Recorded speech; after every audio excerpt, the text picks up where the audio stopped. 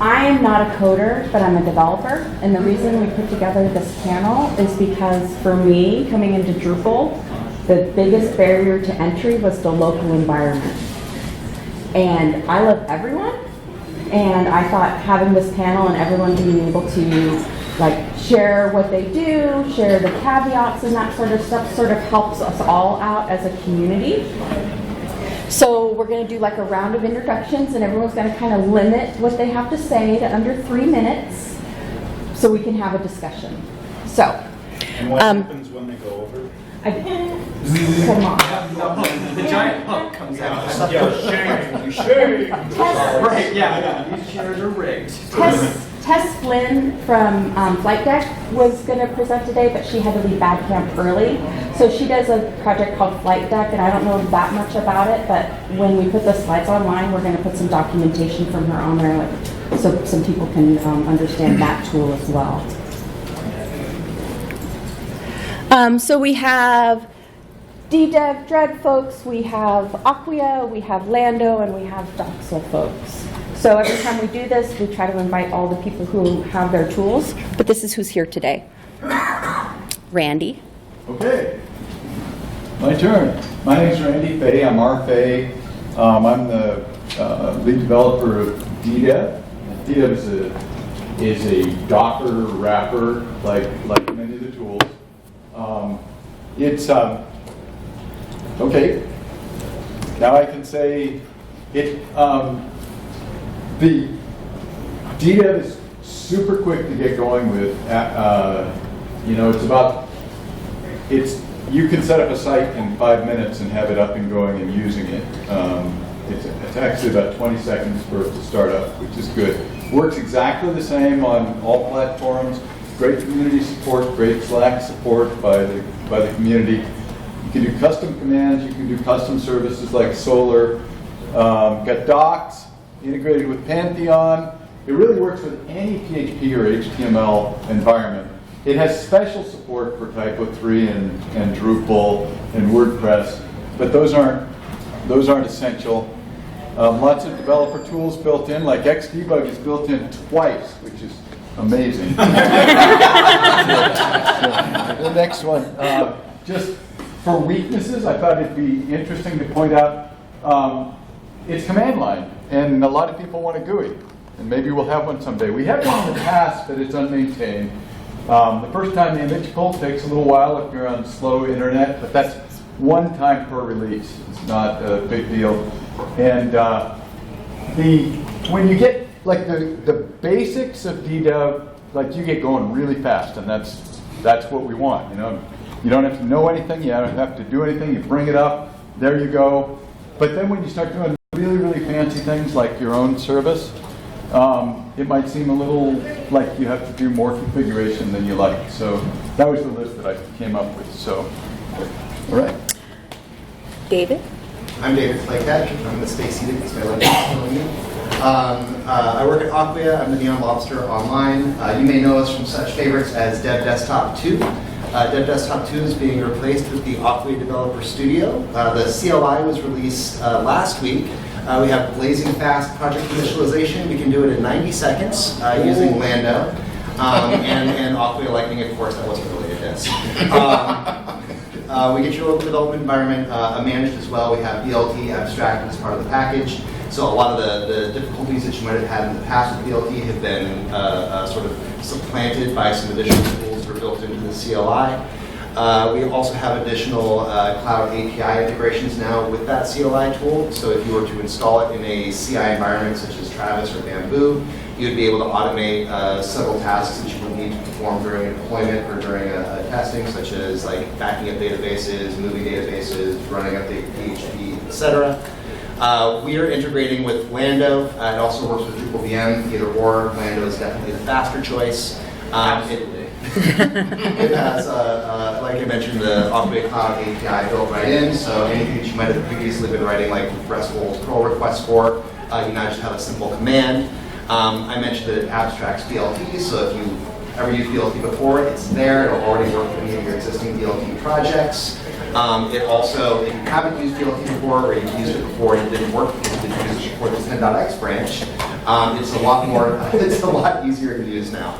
And then right out of the box, you can get a lightning distribution up and running in under 90 seconds. I will also mention that we don't have a GUI. It's just a command line tool, a wrapper for Lando, VLT, and Drupal VM, and integrates very tightly with our platform. I'll stand up just because I've been sitting all day. Hi everyone, I'm Sean Dietrich. I'm one of the co-maintainers of the Decoupled project. So some of the similar items that I think our tool shares were Docker wrappers.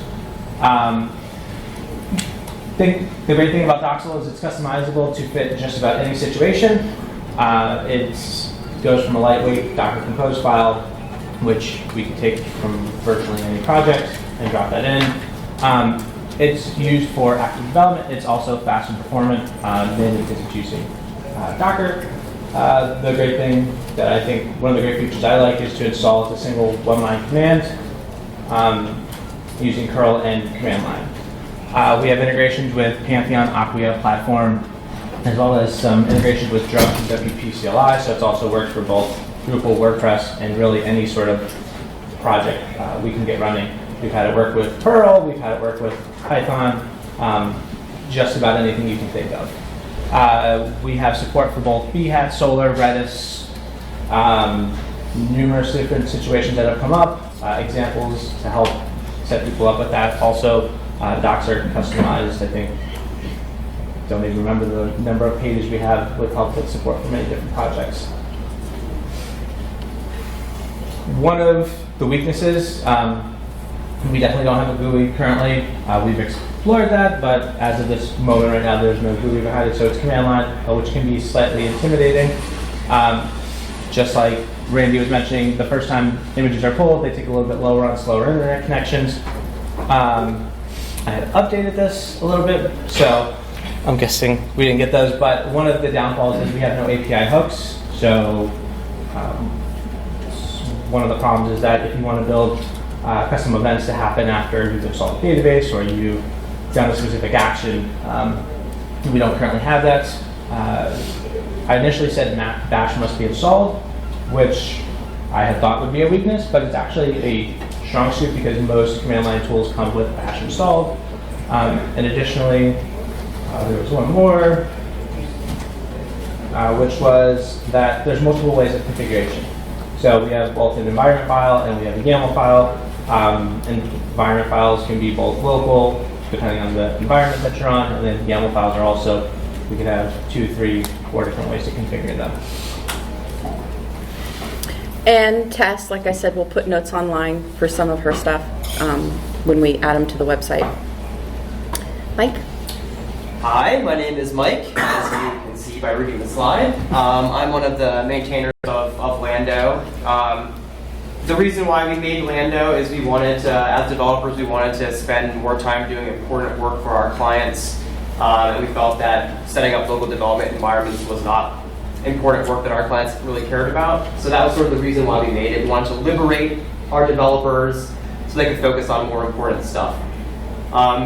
Like the other tools that have been discussed here, Lando is also based on top of Docker, so it runs containers under the hood, which is great. It allows you to do many things on many projects all at once, which is great, especially if you're coming from virtual machines, which is a little bit sort of slower than that. But the idea around Lando is fairly simple. You should have a config file in your Git repository that contains the information that you need to run your site and to develop your site. You should be able to commit that to your repository. You should be able to have other developers clone the repository down and run Lando start. And when Lando start is completed, you should end up with all of the things that you need to develop your projects. And what I mean by that is that should be true whether you're on Mac or on Linux, or whether you're running it on your computer or on Circle CI or on Travis. That should be true whether you're running Drupal 8 or Drupal 7 or WordPress or Python or .NET projects or a decoupled app. It should be true for all of those things. And it's not just the infrastructure to run your projects, it's also the tooling to run your projects as well. So you should be able to configure your Node version, you should be able to configure your Drush version, you should be able to install the WordPress CLI, all of these things. That's the main idea of Lando, is you should be able to do that. And we designed it so that it should be, we've set same defaults, so if you want to have a 2-line config file as the name of your project and that it's a Drupal 8 project, that's a perfectly valid Lando file. We'll give you things that we think are good things to have. A lot of people just do that. If you would like to make a 100 or 1,000 line Lando file because you're a masochist, you can also do that as well.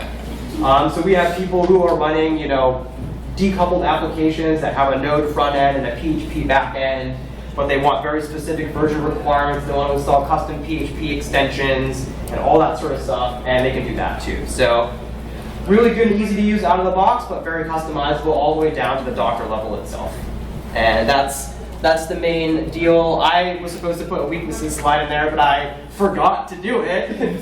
But there are weaknesses to Lando as well. Like the ones that were mentioned already are problems that we have too. Like Docker file sharing is still slow, and that's a problem, especially if you have a very large Drupal 8 site. We do have some experimental features that help mitigate that a little bit that I think people like. They're not official yet. And Lando is completely an open source project. That can sometimes be a weakness too, because to a large degree Lando is like a when we have free time we work on it basis, and we're trying to move away from that and make it more sustainable for the future, which is why we're here at Badcamp. We're launching this Lando Alliance. So if you're someone who's interested in helping contribute to the project, please come to our booth so we can get you involved. Okay, so questions. I have a question. So I'm wondering about the how difficult it is to use different products among different operating systems. So DDEV runs great on lots and lots, but every Linux lookalike, every Linux system, Windows, Home and Pro, and MacOS. Any place Docker will run, basically. Okay. That's sort of the same. Yeah, we're cross-platform with the Opera Developer Studio, mostly because of Lando. I think Drupal VM works on it too, but the Lando is the piece that is why we're now saying for cross-platform compatible. Sure. So Doxel is cross-platform with the caveat that on Windows, we require that Windows Bash be installed or some sort of Linux subsystem to allow to have kind of that Bash environment. As well as I think the additional thing is we can also run on both home and professional. The home is done more done on with VirtualBox, so we do Docker through VM as opposed to doing that's an option as opposed to running Docker native. So I'd love to. DDEV you can use without Bash, but please don't. Just install Git. Just install Git and use Git Bash and just do it that way, because it doesn't get you anywhere to do it without Bash. So what if, for someone that's completely new to all this, I don't know what DDEV is, I don't know what Doxel is, can you give an intro and a quick, what are the differences? So I can tell you what you need to do is you need to have a local environment. And all 4 of these are going to work for you, and you need to spend a little bit of time to get familiar with it. I don't think that I would try more than one in your first month. Just choose one. Choose, get your friends to tell you which one to choose. Choose it and get used to it. And someday maybe you can go compare it to other ones, but the first thing you need is you need a local environment to be able to do development on your machine. And that's, don't complicate it by trying to understand everything. That's my answer. So where do I start? Start from DDEV? It's on the left. I think we all try to solve the same issue, which is local environments are hard. We all try to make it so that it's easy to replicate across a team. We all try to make it so that it's simple and easy to do. Some of us have a specific way we like to do things. Some of us are more opinionated about the way things should be done. Some of us are more flexible. So it really goes based upon your project needs, I would say. So and your need is to get one going. That's all. So just get one going for you and then branch out. But there's so many, you can just get lost in so many different technologies as you're feeling like we're presenting 4 different technologies. Not really. We're telling you, we would like you to have a local development environment. Well, like I have one on my Mac, just lazy Mac apps, and that has worked fine for years, but it would be nice to have container-based. So I did that for years. So you run Apache or Nginx and PHP FPM on your Mac. Right. I did that for years. I was totally satisfied with it. And I don't actually have to talk you out of it. It took me a long time to think that DDEV was better for my personal work than for other things. But I am a DevOps guy. I like configuring Nginx and FPM. Most people don't. But when I really found that it made a huge difference, you got a project that needs Apache and another project that needs Nginx, you're in trouble on your local machine with one config. Right. If you need PHP 5.6 and 7.3 on 2 different projects, you're in trouble with your setup. So with I think all 4 of these, you can have a project running an old PHP and one running Apache and one running Nginx all at the same time, and you got no configuration issues. So there's huge advantage in the newer technique, but there's nothing wrong with what you're doing, and you shouldn't feel any pressure to move if that works for you. Well, I already feel pressure. So. Well, the pressure is if you're, I did the same thing, but when you started having to match different versions of PHP and these other dependencies per project, and like you're starting to forget, like, okay, how did I do that again? Like, how did I switch PHP to a different version? It's just starting to get cumbersome. And once you're on multiple projects and you're running into, like, well, I've got this old site that needs PHP 5 or something, and you're switching between those, that's when I realized, like, it's time to move to this solution. And when I got a new machine, and I would have had to reconfigure with the old way, that's when I moved to DDEV, or I just picked one. And I just want to say that we are in a great situation right now as a community. We have some really great options. All of these options are amazing and they're great. It's such a great situation that we have right now to have these great tools, because that's when it gets really tricky, is when you don't really have a full matchup of all of your server dependencies that you need for your project, and you're having to manually switch that. That's when it gets just confusing and unnecessary.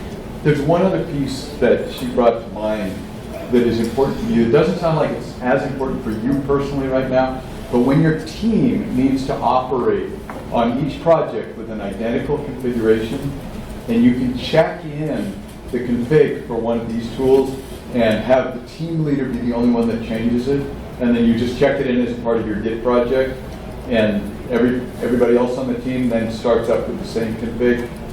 That's a huge It's actually win. been a problem recently because I pushed code on my local to my Ubuntu machine and Can't run it. I run into Yep, PHP yep. issues. So you're there. Welcome to the club. You stop dealing with that issue. It works on mine.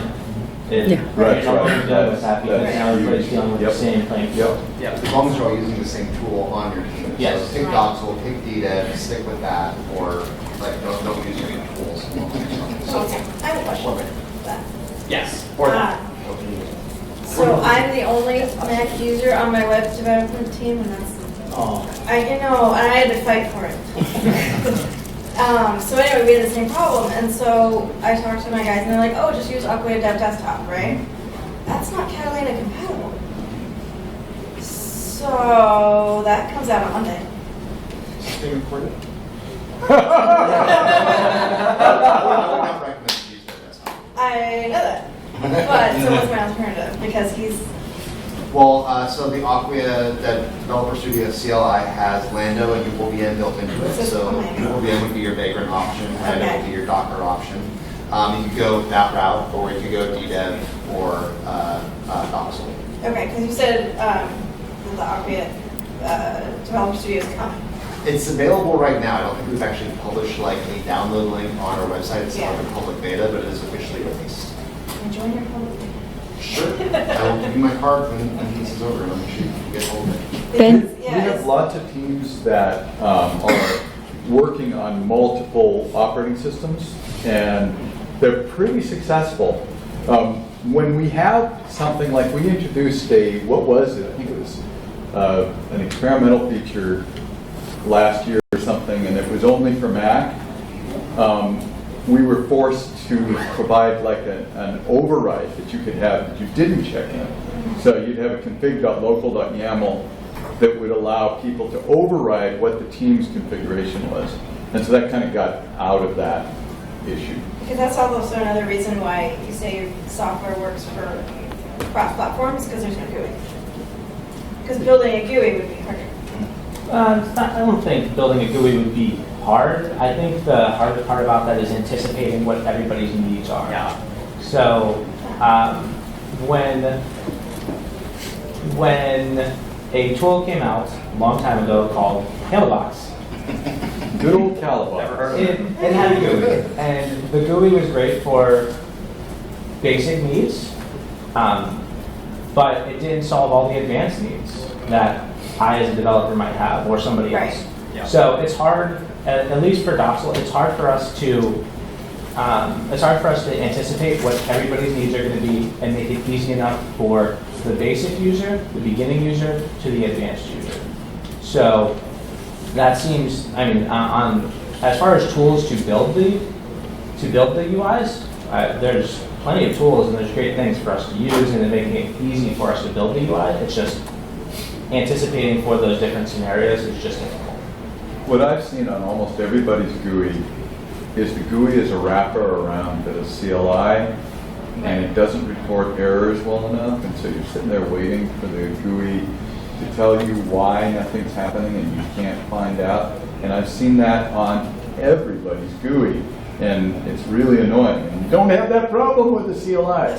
But anyway. I think having a very concrete use case is like very helpful for a GUI, because it basically solves the issue that Sean's describing, which is how do we take all of these features and make them like nice and beautiful and intuitive in a GUI, and it's like, oh, this is hard.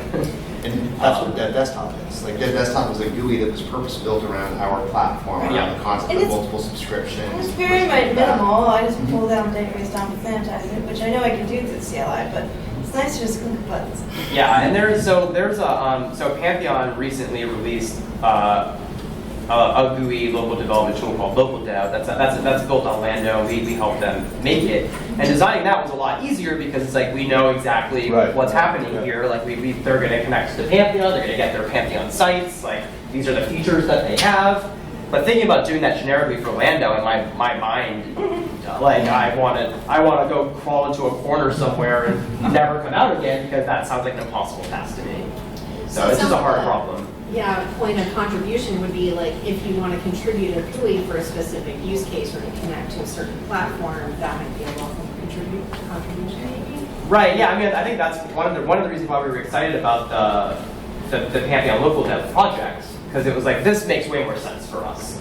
So like if other people wanted to make GUIs on top of Lando, or if there was a more concrete use case for us, I feel like we've now done that. We know that we can do it. It wasn't that, like Sean was saying, it's actually not that hard to do it when the UX is that clear. So if other people had these things and wanted to contribute, that would be great. We don't have any plans to make one of those things right now. It's almost like picking your favorite, like which use case do you really pick? Like it's like picking your favorite Beatles song or something. It's just hard to do. So even with local dev, you don't have any plans to have a generic Lando GUI? Nope. And sorry, Benji, I talked over your hand. I'm waiting patiently. So Benji has a question or a comment. Right, so speaking of specific use case, I'd like to use that sort of to start distinguishing between four platforms. So I have tried one of them, and I wrote it so that it would run both a node container running Gatsby and Apache and MySQL to run Drupal and get Gatsby and Drupal talking to each other. So is that something that would be easy, hard, and possible with each of your platforms? So with us specifically, with Doxel, you would It's easy with ours. We have a Doxel YAML file, which is written as a Docker Compose file. You would add the services there, and basically just write start, fin start.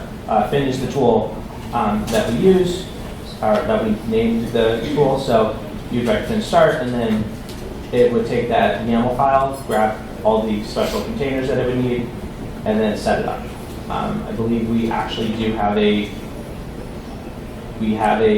tutorial for that in our docs. So it's a wrapper around multiple containers so that those containers can talk to each other? Yep, it networks them all together, so that way your project specifically, they don't commingle with any of the other projects going on.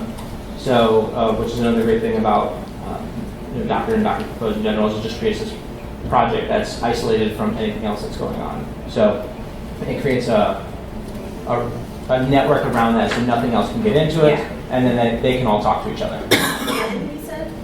Well, it's called Doxel, but the tool is actually called Fin. Yeah.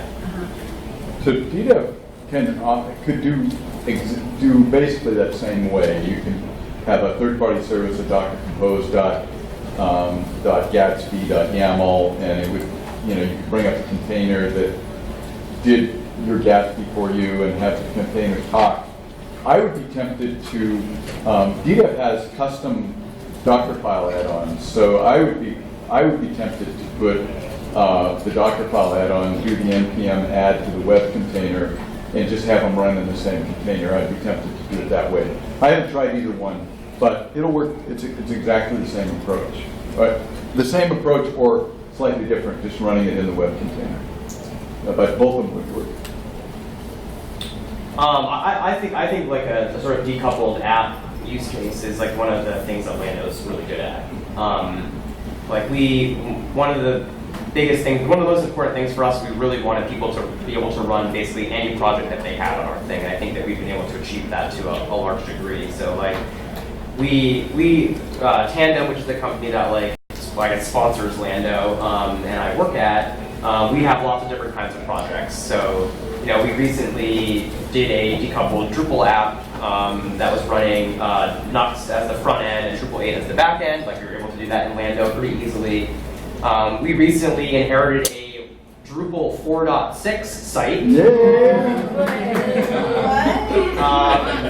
And we were able to run that on Lando as well, which was like a little bit more of a challenge. But like we did it, and I think that's one of the things in my mind, that's like one of the biggest values that Lando has as a thing, is like you really can... Like, you ran PHP 4? Correct. To do that? And what container did you use to do that? Some dude made some container like 4 years ago, and we... generic PHP container. That's right. Which is our, yeah, okay. Yeah. So that's I think that's one of the main things about Lando that makes it so valuable, is that you can do that. You can find some image So somewhere. for my use case, would you still be doing pretty much the same thing with the Docker Compose file? No, that's the nice thing, is all this is sort of built into Lando. So you would just tell Lando, I need a node container, it needs to be this version, it needs to run this command. I need a PHP container, it needs to be this version and serve from this directory.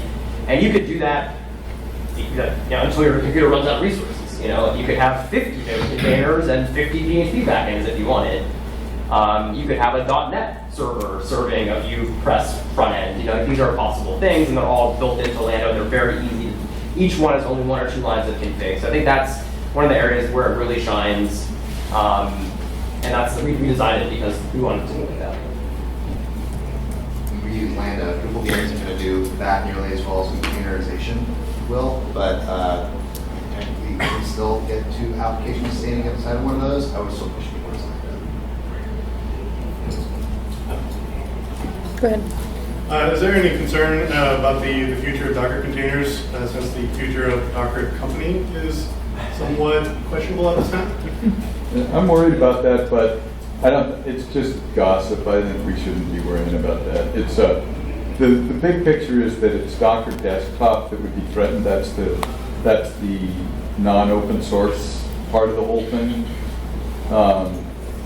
I think we're just all worrying too early. I'm worrying.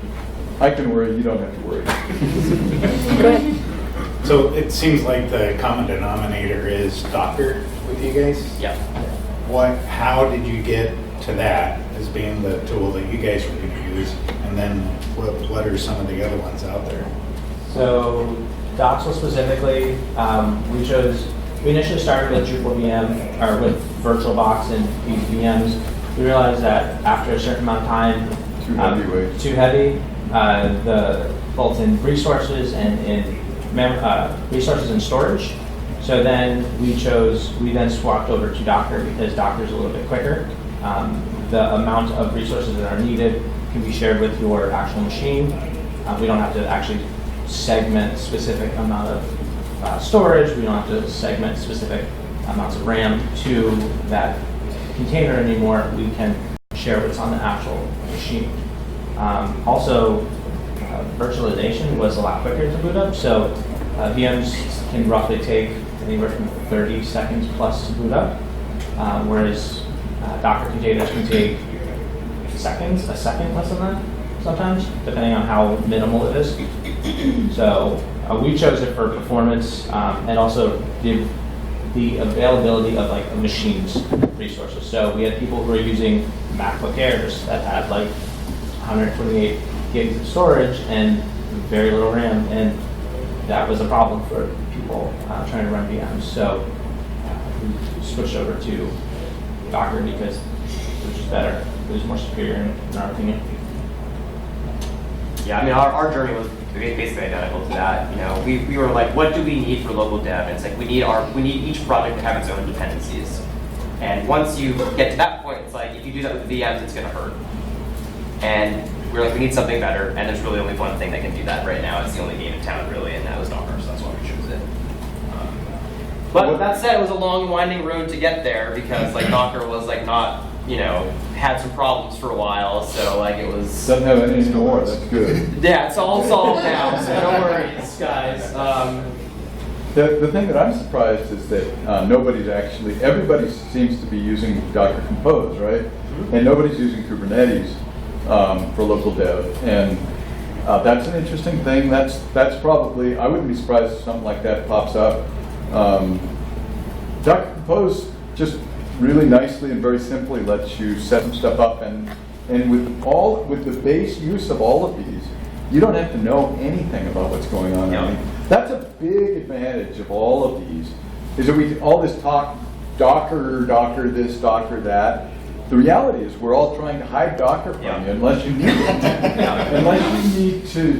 Unless you do very, very fancy customizations, we just don't want you to have to know anything. Yeah. Don't need to know the Docker Compose syntax. Don't need to know what Docker is. Yeah. Don't need to know any of that stuff. Yeah, that was like actually one of our core design principles. It's like the user should not have to know what this is or care what it is. Right, It should just very important. Yeah. What did Tessa's points on flight deck say? I wouldn't be surprised at all if She has Kubernetes integrations. I was going to mention that. Did I pass it? Oh, there we go. Just that, sir. There we go. Told you so. There's only moments. Right. Yeah. Right there. Yeah. So she's got, flight deck, if you want to do Kubernetes or Docker Swarm, you should check out Tessa's flight deck. Doug. Question for you two. One thing I like about Lando is after you're done knitting, it says boom shakalaka. When you're done starting, it says now you're cooking with fire, maybe. That's exactly right. And when you destroy, it's your app is paid the iron price. So you guys have some fun things in your CLI for us.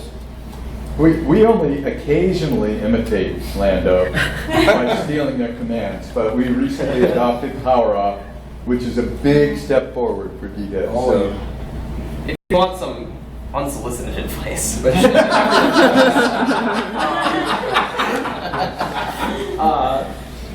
I would not add anything funny or potentially into your product. Well, Power Off isn't that funny. Yeah. Has there been a pushback or something? There's a GitHub issue if you want to find it. Paul, you had a question. Yeah, so you had mentioned Kubernetes compared to Docker as a solution. So what do you think benefits of Kubernetes would be compared to? It's another context in which to run containers. So all of us are running containers in the context of Docker Compose, which is Docker's world, and it's simple and easy to sort out. I don't know, everybody always asks us about Kubernetes because our hosting thing that's under development is all Kubernetes, right? And Kubernetes has got lots of buzzword compliance and it's got so much buzz. I think it's another context, and it wouldn't surprise me if it turns out there's problems with Dockers, especially their private non-open source products. If they get in trouble and those get unmaintained, if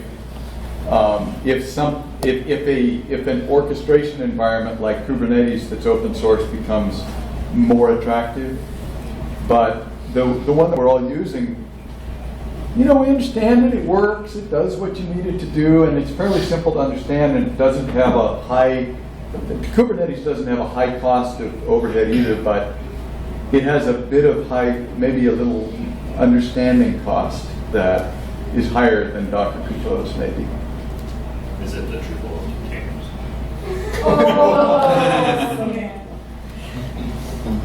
Thank God we're recording this.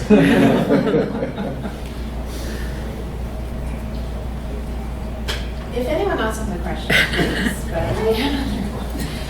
So a common question we get at Drupal Me is, okay, this is a great local dev environment thing.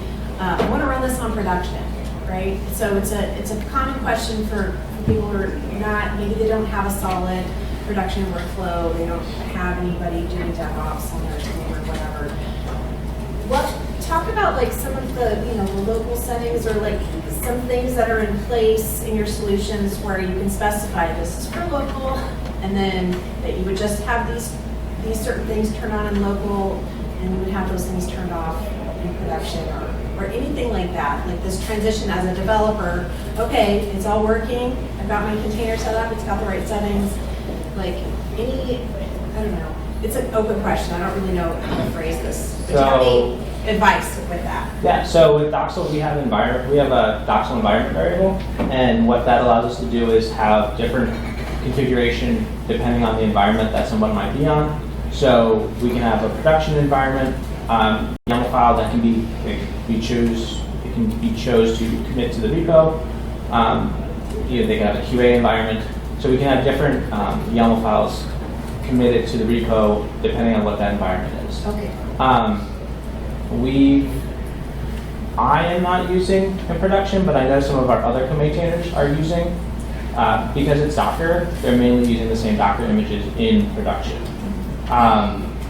We use it primarily for QA, so we'll have some sort of CI system, take the repo, push it over to a dev server, and that dev server will now spin up an environment with a publicly accessible URL that someone can go and test a commit or a PR against. So I know specifically our company, Canopy, we're using it as a QA tool as opposed to using it in production, which most of our clients are using another hosting solution for. But DDEV's pretty agnostic about the server environment, but we try to be really careful to make sure that DDEV configuration doesn't leak into somewhere else. So, for example, the settings.ddev.php, which is by default the generated thing that sets the database, that is git ignored. So when that doesn't exist, you don't get those kind of things. That said, DDEV containers are not at all intended for production, and so they're very much set up for local dev. From a security and performance standpoint, they're set up for local dev. So they're not intended for use in a production environment. Yeah, people, despite our best efforts to convince people to not do this, people apparently use Lando in production all the time. We definitely don't recommend that you do that. We highly discourage you from doing that for various reasons, security reasons. Our containers are not made for production. There's no real scale baked into it at all. They have a bunch of extra development tools inside of them. You shouldn't do it. And they do. but they do. We have people using it in CI quite a lot. And it's like, we didn't make it for that. So yeah, right. Yeah, I had to like go into the Git repo and just put the bold tags around local development, but that was fine.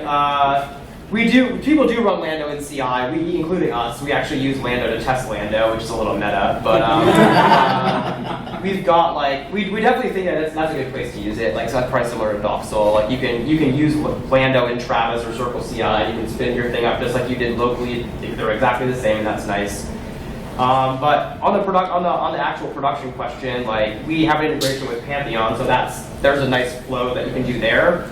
But we decided to be agnostic. Our goal was basically just like we should make Lando easy enough so no matter whatever the destination of the release assets are, you should be able to say, oh, it has these versions of these things. I can just do that in Lando, and it's pretty easy. That was sort of our thinking around it. Also, I'm not very good at. I don't really know about the hosting world a lot, like at all, really. So it's just like we don't have the core competence to really say that Lando is something that you should be doing in that context.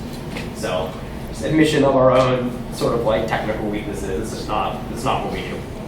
So which one is good for product?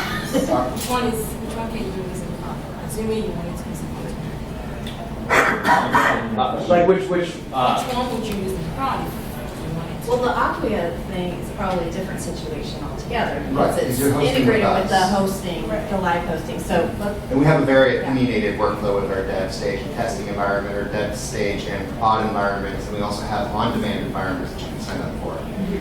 So our solution isn't in the Docker containers, and it isn't in Drupal VM. Our solution is BLT. Has anybody heard of Acquia BLT? DDEV Did you has like support it? for it. That's fair. What? DDEV has support for it. Yeah, well, BLT is agnostic to whatever platform you're actually running on. It's just basically, BLT came out of Acquia Professional Services. It's basically 10 years of Drupalism built into a solution around our platform, as well as solutions beyond our platform. So even if you weren't on Acquia's hosting platform, I'd still strongly recommend that you take a look at BLT, because it has a lot of automations around testing for simple test and PHP unit and hat. It has an entire deployment suite that will choose what modules get added to your deployment artifact and which don't. It will enable some modules in certain environments, disable them in other environments. It has configuration management built in. It has configuration split built in. It has a bunch of stuff built in because we built it to make our lives easier in professional services when we were working on some really big projects. That's why some of you might have experienced BLT before the 10.x branch. Those were sort of all of our experimental branches. 10.x were finally ready for showtime, and this is something that really we'd like to see the entire community adopt and use as a deployment mechanism across all platforms in the same way that we chose Drupal as a content management system that we'd be solving all of our problems with. And in fact, I'm going to give a full demo of how our entire opinionated workflow works in an unopinionated way over in the Garden Lounge. Good luck. Well, So I can only speak for what we do at Tandem. We standardize on platform.sh. That's where we push all of our sites ultimately. The reason why we did that is if you look at a platform config file and you look at a Lando config file, they look very similar. And it's because the ideas and the principles around it are very similar. So to us, it just made a lot of sense for that to be the case. So that's what we do, but You're so closely tied with Pantheon, and platform is it's just good to know that you can be friends, even when you're not. Okay, we have time for one more question. We started doing other projects that weren't Drupal. But on the question of deployment, I just think we should be clear when people are asking you, can your system be used in deployment? One sense in which you could answer that is, can we take our containers and push the actual containers to deployment, which you recommend against? And I think the Lagoon does work that way. I'm surprised they're not represented here. Yeah. But I think all of these support the more traditional deployment where you're developing locally and then you push your database and Right. code Yep. to production, and you're not pushing the containers. Right. So that's sort of our time. Randy is hosting a BOF in the expo hall. What are you doing first, Randy, in the expo hall? I forget the order. That's what we're doing now, at 2:30. Yeah, at 2:30. At 2:30, local dev. Any questions you have, anything you want to look at, any things you want to poke at, if you want us to go head to head. I mean, with that level of excitement, I think I'm out. Anyway, basically, if you want to come and talk at more depth, if you've got some questions left over, we're just going to do it 2:30 at the Bach 1, right? Right. So Where? In the Right expo at hall the table in the- by the pinball machines.